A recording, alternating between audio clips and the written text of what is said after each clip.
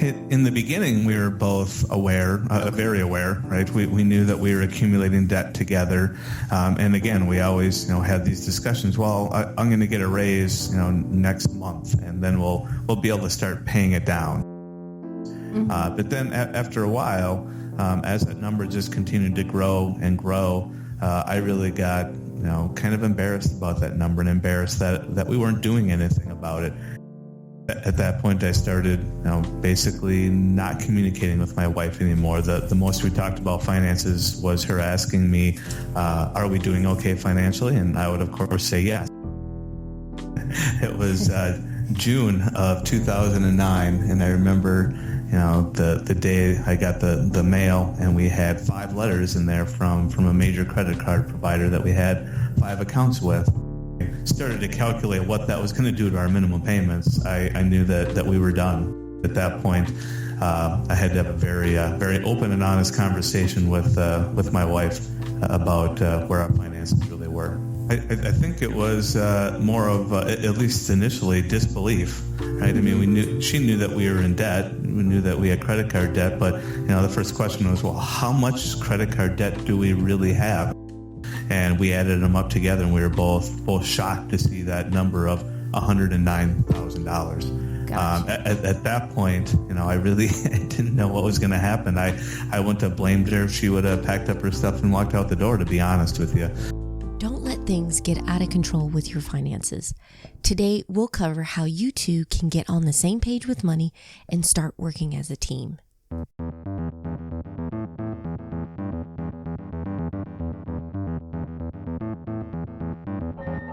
Welcome to Couple Money, a podcast focused on helping spouses get on the same page, dump their debt faster, and get on the path to financial freedom together. I'm your host, Elle Martinez. This podcast is brought to you by Coastal Credit Union. Coastal's mission is to help you live a better life by offering you a better way to bank. Learn how by visiting bankbetter.org. While it definitely makes for a good TV drama, finding out your spouse has been hiding massive amounts of debt is so not the way to start talking about money. And yet, for many of us, we usually don't really talk about money until we hit a snag when it comes to our finances.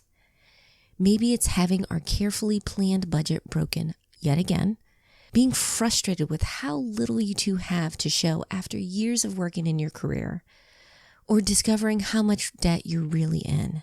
These can be big pivot points that push you to improve, which in the long run is a good thing. But many of these situations could have been avoided or at least minimized if we were more proactive with talking about money. But how do you do that? How do you start talking about money? Certified financial planner and New York Times bestselling author Carl Richards is on today to share some ways you can begin. In this episode, we're going to get into why it's so hard for most couples to talk about money, how money dates can keep things light and fun while still being effective, and we have icebreakers to help you guys get the ball rolling when it comes to your money talks. Let's get started. This idea of it being simple and approachable and something we can talk about, that as soon as like you can have a couple normal they're like great, like they're friends, they're best friends, they're a couple, right? Like they have great conversations, then you just toss money in there and it's suddenly like this thing. And I think most of it is like I'm really becoming increasingly convinced that you already have, right? Like your community, and not just your community, everyone already has all the skills they need, right? The truth is there, especially this part of money, because it's all about money. Really, I'm sure we'll get into, right? Like it's much more about feelings than it is about spreadsheets and calculators. You already have all the innate wisdom that you need to have this conversation. You just need to unlearn what this sort of filter that the world has placed on you, that like this needs to be complex or scary or weird, or like you just need to start realizing like these are all stories. They're all stories, and most of them, 90% of them, are not true. And as soon as we can start to recognize that, like what stories are we telling ourselves, we we can get out of our own way, and hopefully you don't need someone like me, right? Like you're making it simple yourself. So it's really a fun journey for me, and hopefully we can keep watching more and more people take the same journey. And I totally got what Carl was trying to say with stories and that being a hang up when it comes to talking about money. We treat it differently. I know for us, when we got engaged, that's when we first started talking about money. And honestly, I had this idea that this had to be a formal thing, that we had to pull the numbers, maybe create a spreadsheet or two. And while that's a very objective way to look at things, it does put some pressure. You feel self-conscious. You feel nervous. If you guys haven't talked about finances, for us, I got to see how much debt that I had for the first time. I had an idea. I knew I was, paying on those credit cards, but the total amount I wasn't aware of. And so that made me nervous to talk about finances. And so the first step, if you guys haven't really got into the weeds with finances, is don't. Keep it simple. And as Carl says, just focus on starting. I think we really need to get, I just wish we could impress upon people, please, please, please, the smallest possible way, right? Like the smallest possible way and as early as possible. And I think there's really basic stuff. Let me give you an example. It's really not that hard to say, what's your first memory about money? Right? Like you can blame me. You can say, hey, I was listening to a podcast the other day, right? And it made me think, what's your first memory about money? So if you're looking for an icebreaker or a conversation starter, you can use Carl's idea about simply asking how they feel about money. And if you need a segue or you need an example, go ahead, use this podcast, whatever you're reading right now or listening to, and take one of the examples and see if that is an easier way to talk about money. So, for example, we talk about dumping debt together or trying to figure out a budget that works or getting started with investing. You can use that and use those particular couple stories as an opening. So you could say something like, it was crazy. I was listening to this podcast and there was this couple and they knew they wanted to get on the same page with their budget, but they were just having a hard time about it because one was a spender and one was a saver. Oh, you got to listen to it. Or what do you think about that? How would you describe yourself? And then when you have that opening, just listen. It's absolutely crucial. I think sometimes we want to jump into the how and the spreadsheets, but the first step is after you open up that conversation, listen to their answer. And then you can dig a little bit deeper later and find out more. That actually may be the most important place to start because we can get a little more clear about some of these stories. Now it's hard, and I can comment on this because my wife is so good at this.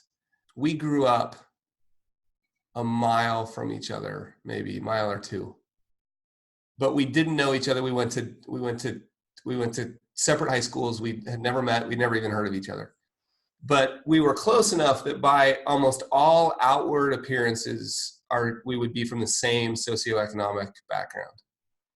So from every outward experience, you would expect our financial lives to be the same, but it couldn't be further from the truth. Like my parents were divorced when I was 8. My mom was doing everything she could to keep us in this neighborhood with great schools and, church leaders and community people around us. My impression, I don't know what my mom's story is, but my impression of the experience was like, oh man, next month the power bill might be, the power might be turned off. Like that was my experience of we didn't have much. And by the way, I was never I had a season ski pass, right? So I'm not talking about we didn't have food, but I just remember feeling insecure. My wife, just a couple miles away, her parents ran a real estate company. They were entrepreneurs, real estate entrepreneurs. So they were very used to boom and bust, easy come, easy go. If it doesn't work, we'll sell the house and we'll move in here. And so money to her has always been about kind of opportunity and risk, and risk is a good word. And so I was really scarcity minded, and my wife was really open and abundant. And it's really hard to have an open and abundant person say hey, maybe that's just a story, right? Like if you're the one worried, having the open abundant, because I would be like, don't give me your abundance crap. Like, I don't like, you're like, oh, it will show up, it'll be fine. Like, I got to worry about this because if I don't worry about it, no one will, because I know you aren't, because you're just all abundant, right? Like those are exact conversations that my wife and I have had. So, and she would just patiently say, yeah, all right, yeah, and so I think that's where I would start, is just early trying to understand the stories that we've told ourselves. What's the background? What's our relationship with money? And then you can say easy things like, wow, isn't that interesting? Or gosh, that's really interesting because my experience was completely different. Like just subtly starting to shape this conversation around mutual understanding. And I just want to point out there's a little thin gray area here where when you're talking about money, you want to be careful that, yes, we are trying to bring the best out of each other and we want to nudge ourselves towards more positive steps, but you don't want to make this about manipulation. You don't want to force the conversation to go a certain way. Many times that can backfire and actually cause you guys to start having more tension with finances and with your relationship. And I also think there's a huge role to understanding like the fastest way to have influence on somebody. And I know this will come up in our conversation, like one spouse is interested and one spouse isn't.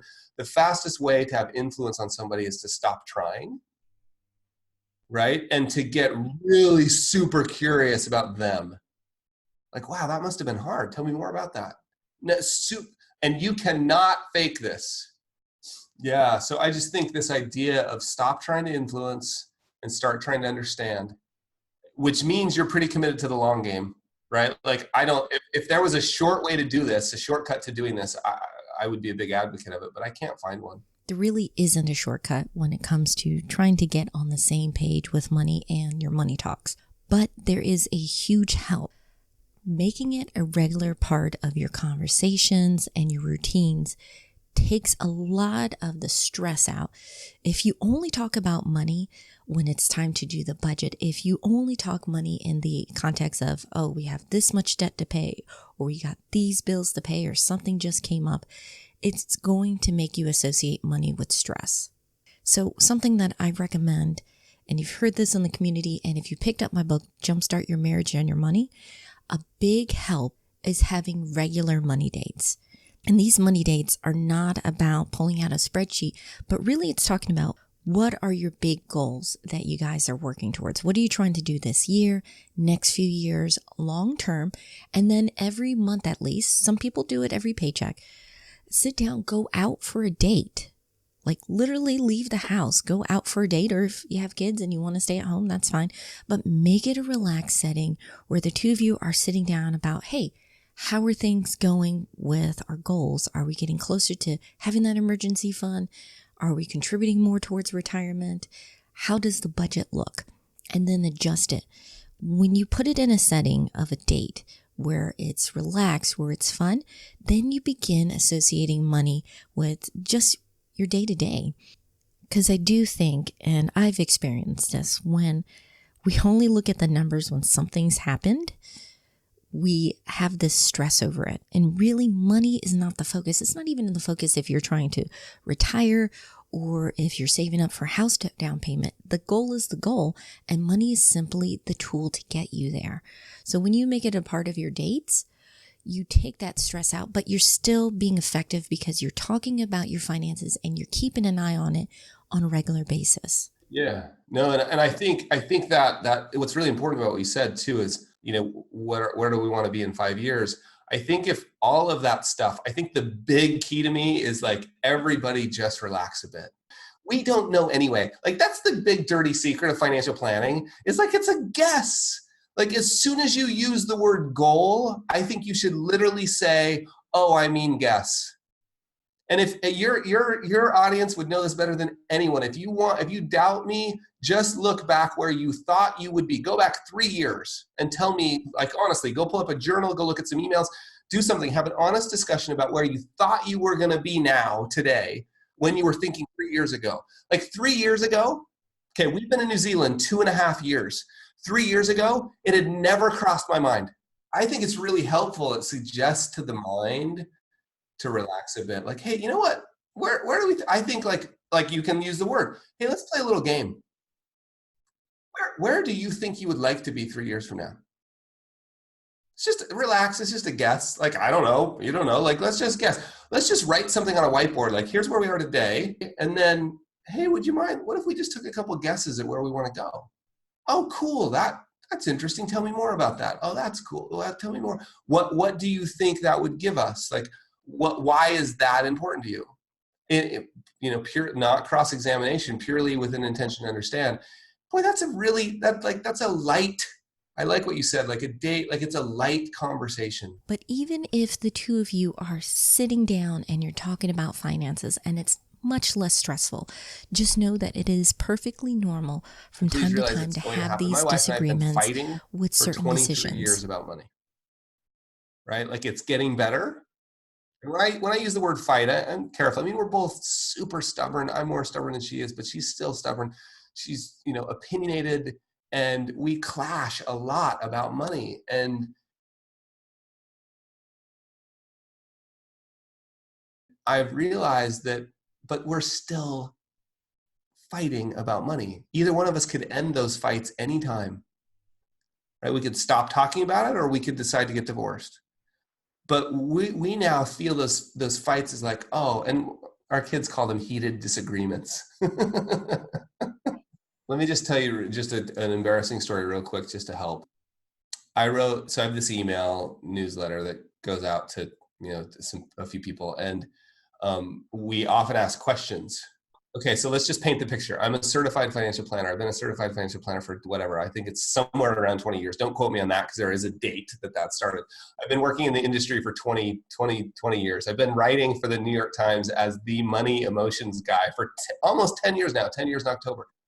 I'm supposed to know this stuff. So we sent out this email that says, hey, quick question. Is it hard to talk? Is talking with money with your spouse or partner hard or easy? Is talking about money with your spouse or partner hard for you? Yes or no?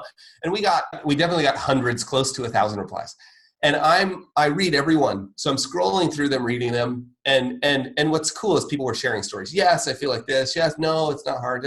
And almost, I think 90% of them were yes. Yes, it's hard. Yes, it's hard. Yes, it's hard. Scrolling through them, and I get to one, and it's like, yes, it's really hard. I feel like whenever these conversations come up, there's judgment and blame, like she spent too much or he spent too much. And it's really, really hard. And then it says signed the spouse. And I look up and I'm like, oh my gosh, that's my wife's email address. And I was like, I was immediately so embarrassed. Like it took a day or two. I walked around for a day or two thinking like, what a fraud I am. Like, how could this be true? And then I mean, it was hard. I went out. What I normally do is go spend time in the mountains. I was up trail running, and I'm like, wait, I think that's the point, right? Like, yeah, unfortunately, it's hard. Like, whatever. Like, but and it would be great if it was easy, and it's fine for people that it's easy. That's awesome, and you've got it figured out. That's really cool. But my point is, but we're still talking about it, right?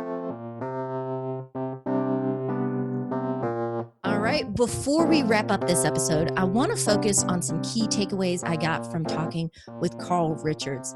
And today I have a guest joining me. It's Joe Mecca from our sponsor this season, Coastal Credit Union. Now, if you got the email this week, you'll know why we're excited about partnering up with Coastal. They not only have competitive rates and great service, we've been members for years, so I can vouch that we've had an incredible experience working with them with our checking, savings, and our mortgage. So, Joe, I'm really excited you're joining me. Thank you and welcome. Glad to be here. Thanks for having me. This is something that couples deal with, which is we know we're supposed to be talking about our finances, but it's tough talking about money. You're married. You've been in this boat. First of all, how would you describe like you and your wife? How do you guys work with finances? What kind of personalities do you guys have? Well, I've always been the saver, so I can't. Surprise. I was thinking back as far as I could go, and I don't know if I've ever been in a relationship where I wasn't the saver. So, but it's always been with a spender too. So I think there's a balance to the universe. We've talked before, and I always like to joke that if it was up to me, we'd have money but no food, and the other way around, it would be we'd have lots of stuff but no money. So it's all about striking that balance. Budget. I love that. So you sound like you're very organized. Let's see that. You do the savings and you have a plan. So I guess you're the go-to finance person in your marriage. How often do you guys kind of powwow about where the money goes and kind of check in with each other? For me, it's always been not as often as you think. Because it's been, here's the money, you handle it. But I talked to a lot of other couples where, people are trying to strike a better balance. Maybe they're both savers, maybe they're both spenders, and they need to be a little bit more disciplined about it. So then it's good to probably talk every month or so. I know you like to recommend money dates where you set aside some time and an excuse to have fun. Right. And revisit that. You don't want to do it too often because then you're kind of micromanaging your money. Yes. It's pointless to talk every week about money. I like every month. Every month is good. That's usually when I update all of my financial spreadsheets to get a kind of idea what the big picture looks like. I always call the first of the month spreadsheet day. So it's a good time. I can tell you work for a credit union who got spreadsheet day. I love it. But I think you bring up a good point because you don't want the opposite where you're micromanaging or you're almost causing stress worrying about the numbers. Nowadays, there's so many different options like the auto bill pay. Like we schedule, I want to say 85% of our money because most months the regular bills got to get paid. We have our transfer into savings, kind of like you. We have some specific savings and then we have a general savings. But then also if we need to adjust, it's those special things we kind of talk about. So it's not every week, oh no, did you see the checking account? Did you see the savings account? It's more like, oh, we're going on vacation next month. So keep that in mind next week. Don't eat out as much because I want to save that for the trip or something like that. Those conversations, how we talk about money, I think make a huge difference. So guys, we have plenty more tips. If you want to find out more about how to work together on your money and marriage, we have a private Facebook group that's called Thriving Families, where we kind of get into what we're doing. We share ideas and swap stories. And if you're in the Triangle area and you just want to bank better and have another option to help you reach your goals, please check out Coastal. You can get all the information in the show notes or just go to bankbetter.org. Thank you so much, Joe. I hope you have a wonderful afternoon. Thanks, Elle. Special thanks to Carl for being a part of the show. I have links to his books in the show notes, but I also want to let you know he does have a course directed at couples about how to talk about money. And you can also grab a copy of my book, Jumpstart Your Marriage and Your Money, which takes you through step by step how to start those money dates to make them fun and stress-free while still staying on top of your money. As always, I'll have all of those things in the show notes, as well as any resources we mentioned during our chat.